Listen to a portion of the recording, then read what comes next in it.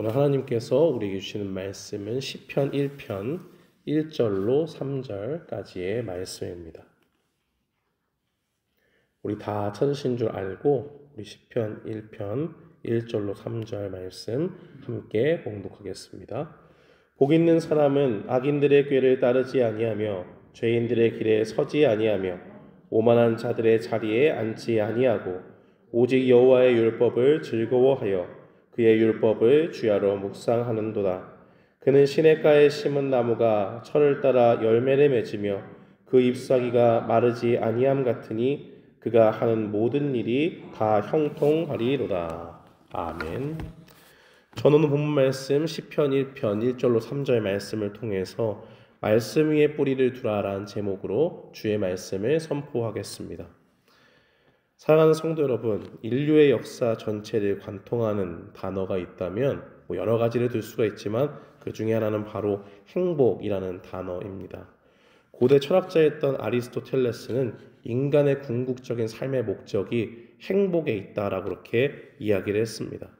여러 가지 인생에서 여러 가지 일들을 할 수 있지만 그 가운데서 모든 일을 하는 궁극적인 목적이 뭐냐? 사람이 행복해지고 싶으니까 그렇게 하는 거다라고 그렇게 이야기를 했어요. 그러면서 그는 이렇게 말합니다. 한 마리의 제비가 봄을 만드는 것도 아니며 좋은 날 하루가 봄을 만드는 것도 아닌 것처럼 행복한 하루나 짧은 시간이 지극히 복되고 행복한 사람을 만드는 것도 아니다라고 그렇게 이야기했습니다. 그는 행복이란 평생에 걸쳐 모든 사람이 스스로 이성적으로 생각하고 성숙해져서 최고의 정신 상태를 유지하면서 끊임없이 노력할 때 행복은 얻어진다라고 그렇게 이야기를 합니다. 그런데 문제는 그 행복의 기준이 인간 자신에게 달려 있다는 것이에요. 아리스토텔레스의 행복은 인간 스스로 완성해야 할 과제와도 같은 것입니다. 그러나 우리 현실 속에서 우리 자신이 아무리 행복해지고 싶어도 그렇게 될 수 없는 자신을 발견하게 되죠. 왜냐하면 우리는 행복하게 살고 싶은 마음은 누구나가 갖고 있지만 그렇게 행복하게 살 수 있는 실력이 없기 때문입니다. 국회 미래연구원이 2023년도에 발표한 한 행복조사에 따르면 우리 국민, 그러니까 한국에 있는 대한민국 사람들이죠. 그 사람들의 행복 정수는 10점 만점이면 6.5점밖에 되지 않는다고 합니다.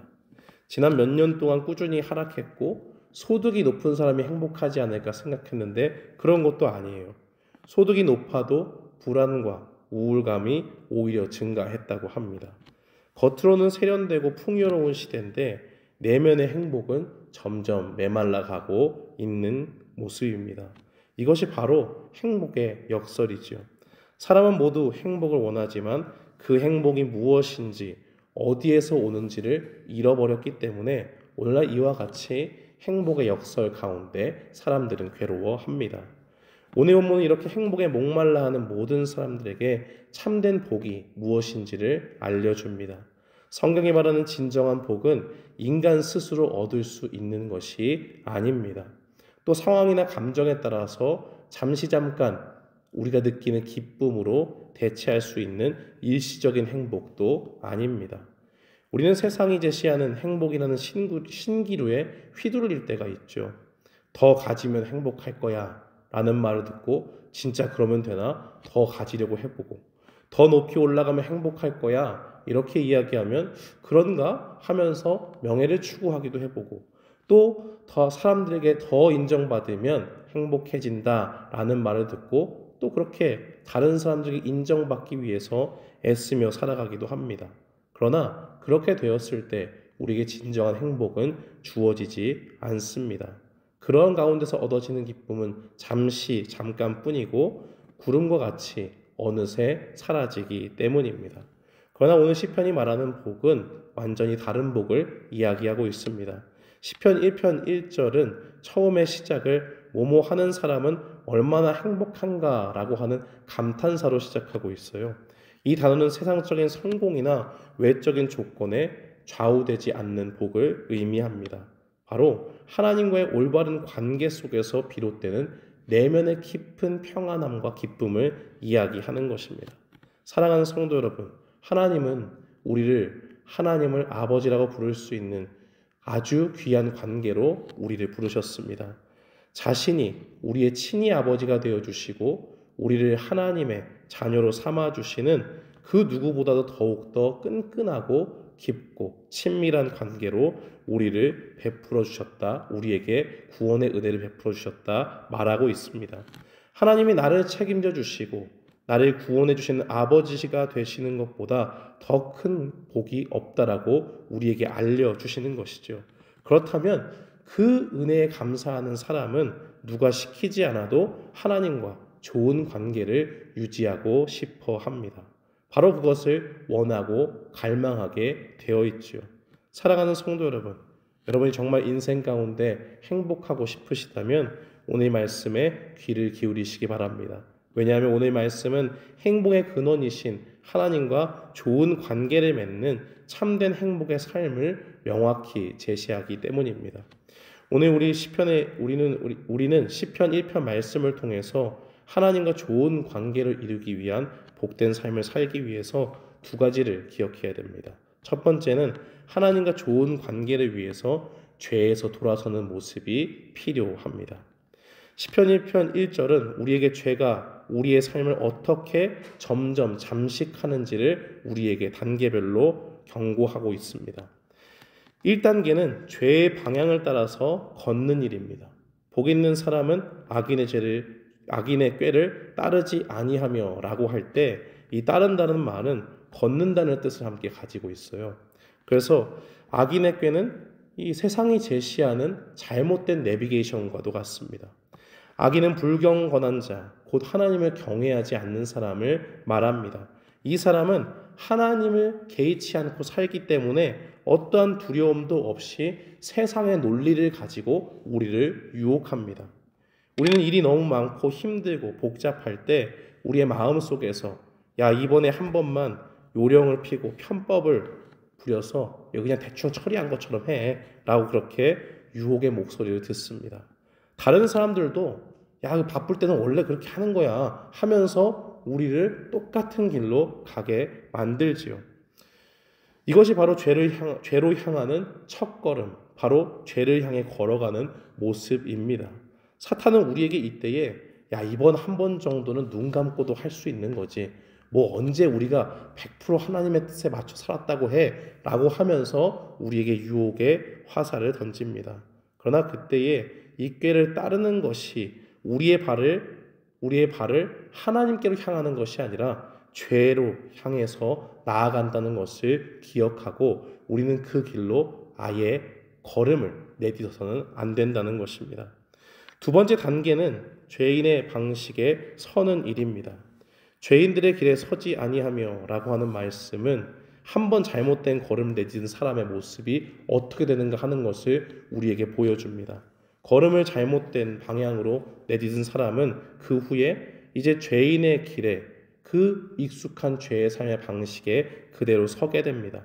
하나님 없이 사는 사람들의 말을 듣고서 하나님께 완전히 반대되는 방향으로 걸음을 내딛는 후에는 이제 죄악된 환경 가운데 노출될 수밖에 없고 멈춰서서 이제 죄에 둘러싸인 삶을 살 수밖에 없는 것입니다.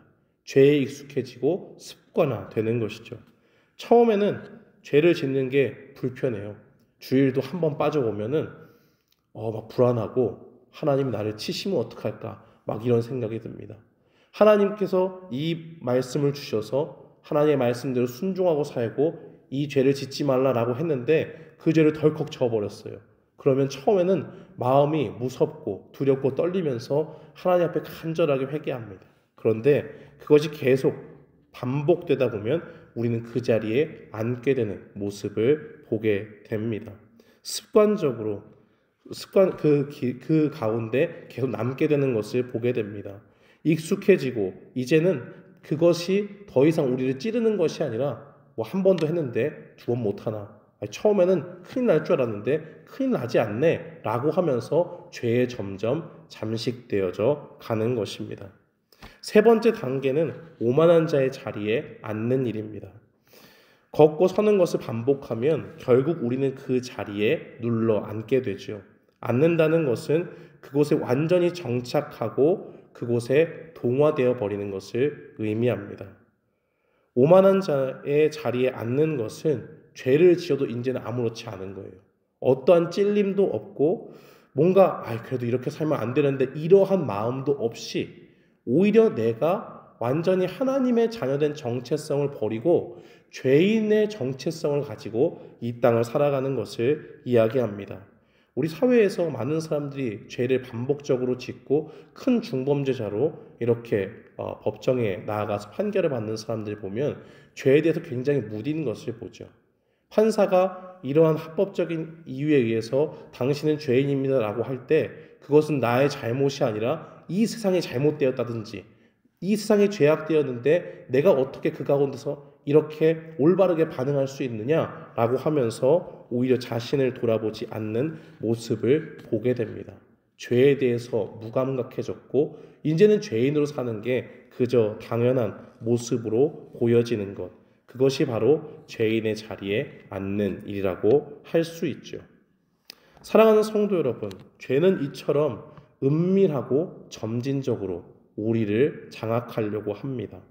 죄는 작은 것 같지만 어느새 우리에게 들어와서 우리를 파괴하고 우리를 사랑하시는 하나님과 점점 멀어지게 만드는 것입니다.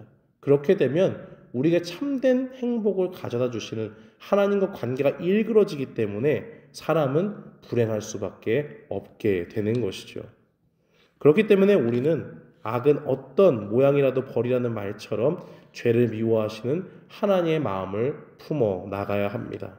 죄와 싸우면서 날마다 성령의 충만함 속에서 우리 주 예수 그리스도와 같이 죄를 이길 힘과 능력을 구하면서 나아가는 모습이 바로 우리에게 필요하다는 말입니다.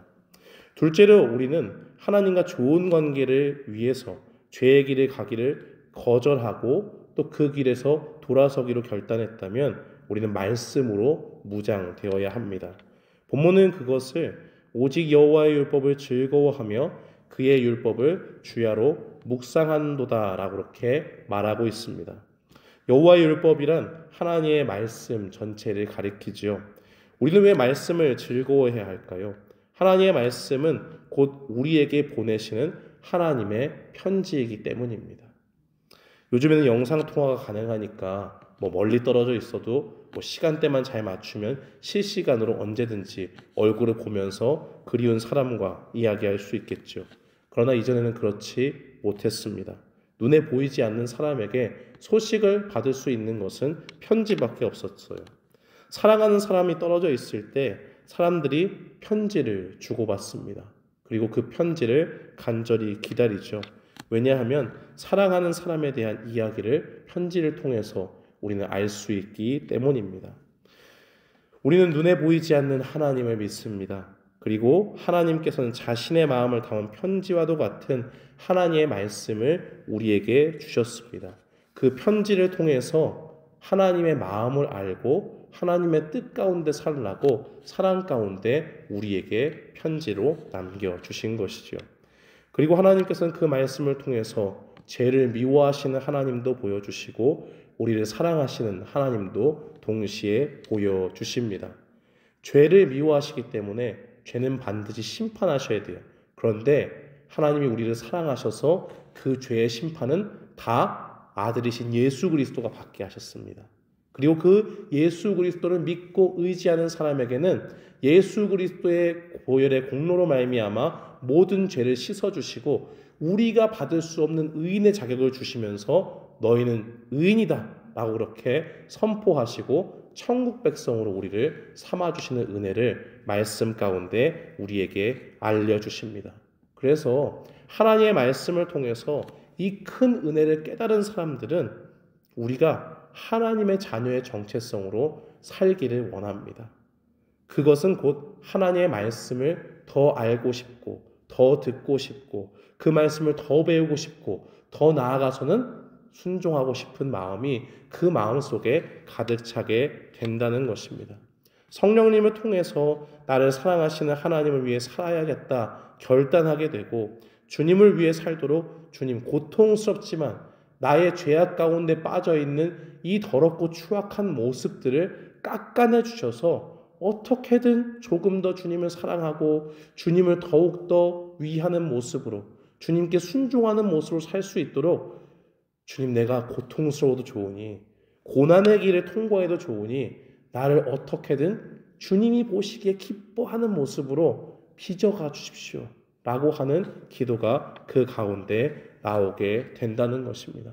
이런 사람은 죄 가운데 있을지라도 하나님의 말씀을 통해서 죄를 발견하게 될 때 고통스럽지만 기쁨 가운데 주님께로 나아갑니다. 왜냐하면 죄가 있어요.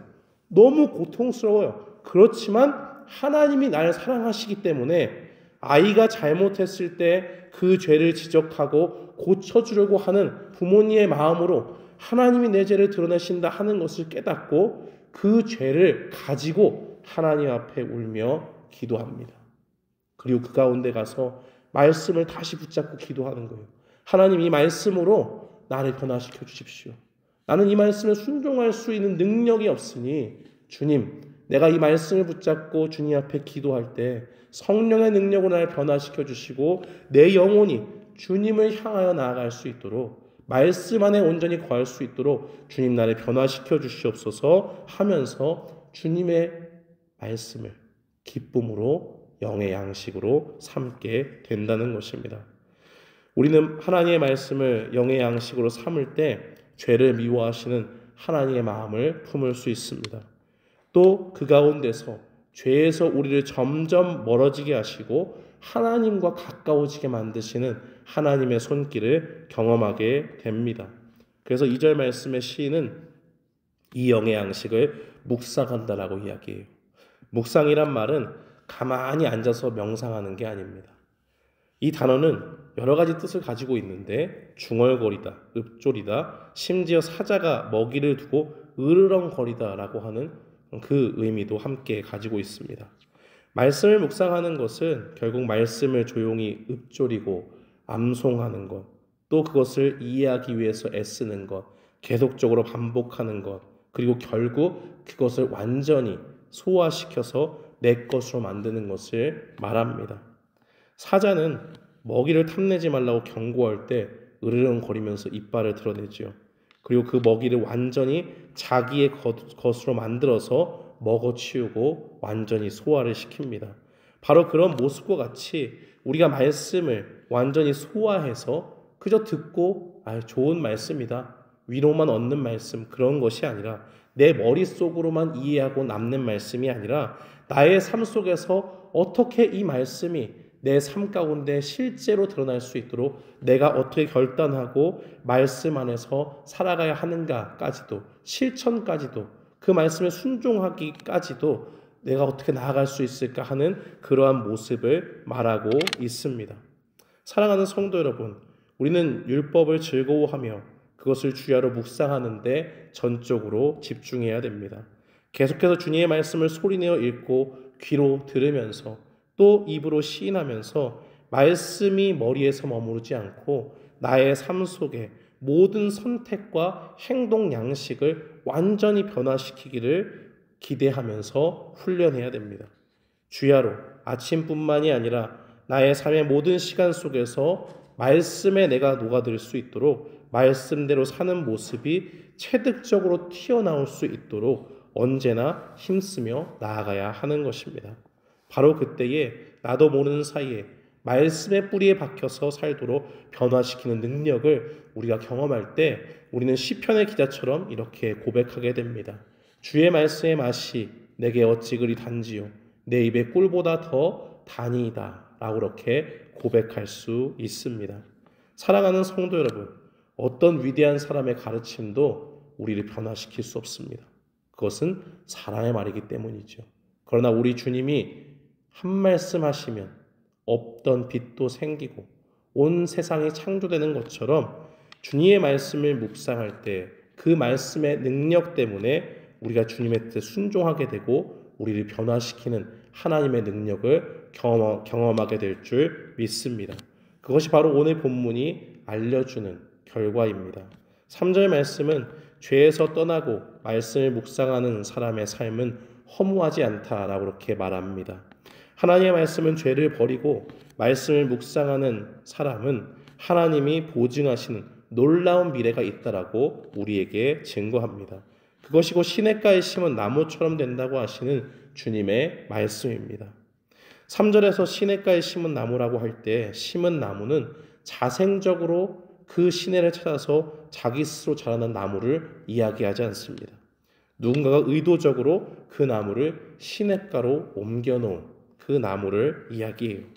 사랑하는 성도 여러분, 하나님의 은혜로 선택받은 주님의 자녀들은 바로 하나님께서 이 시냇가로 심은 나무와도 같습니다. 그래서 주님의 은혜로 하나님의 선택과 주님의 그 크신 보호 아래서 정해진 자리에 놓여진 존재들이라는 것을 기억해야 됩니다. 그래서 그 은혜 가운데 사는 사람들은 복 있는 사람의 모습처럼 공급되는 물을 통해서 생명의 원천이신 하나님으로부터 힘을 얻고 주님의 말씀 때문에 말씀에 깊이 뿌리 박혀 있기 때문에 가뭄이나 외부의 환경에 상관이 없이 흔들리지 않고 언제나 열매를 풍성히 맺는 삶을 살 수 있는 것입니다. 사랑하는 성도 여러분, 모든 안전함을 약속받은 존재로 하나님께서 우리를 부르셨고 그 가운데 풍성한 열매도 우리에게 함께 약속해 주셨습니다. 그리고 그 시냇가에 심은 나무는 형통하다고 해요. 이 형통은 하나님이 주신 말씀을 따라 살아갈 때 오는 지속적이고 성실한 결실을 의미합니다. 말씀에 깊이 뿌리박고 있기 때문에 시련이 와도 흔들리지 않습니다. 고난 속에서도 꽃을 피우고 그 가운데서 힘과 능력을 공급하시는 하나님의 능력을 경험하기 때문에 하나님을 굳게 신뢰하면서 여러 가지 고난의 순간들 속에서도 열매 맺게 하시는 주님을 점점 기대하며 살아가게 되는 것입니다. 그런데 이 시편 1편이 제시하는 복 있는 사람의 이상적인 표준이 있다면 그것이 누구일까요? 그것은 바로 우리 주 예수 그리스도십니다. 예수님만이 완벽하게 세상의 악의 꾀를 단호히 거부하십니다. 오직 하나님의 율법을 즐거워하고 주야로 주님의 뜻에 순종하신 분은 예수 그리스도밖에 없습니다. 예수님만이 시냇가에 심기어 아버지의 뜻을 따라 완전한 열매를 맺으신 참된 나무가 되어주십니다. 그렇기 때문에 복 있는 사람으로 부르심 받은 사람들은 바로 이 완벽한 모델이 되신 신앙의 구주가 되시는 우리 주 예수 그리스도를 의지해서 우리도 주님과 같은 삶을 살기를 기대하며 꿈꾸며 우리 주 예수 그리스도를 의지해야 하는 것입니다. 우리는 믿음으로 주님을 붙잡고 날마다 주님 안에 거하게 될 때에 성령님께서 우리를 변화시켜 주시고 우리를 말씀에 뿌리 내린 삶으로 인도해 주시는 것을 보게 될 것입니다. 그러므로 오늘 이 말씀을 듣는 모든 분들은 매일의 삶 속에서 날마다 죄를 멀리하고 말씀을 묵상하면서 주님 안에서 날마다 풍성한 열매를 맺기를 간구하며 나아가는 주님의 백성이 되어야 될 줄 믿습니다.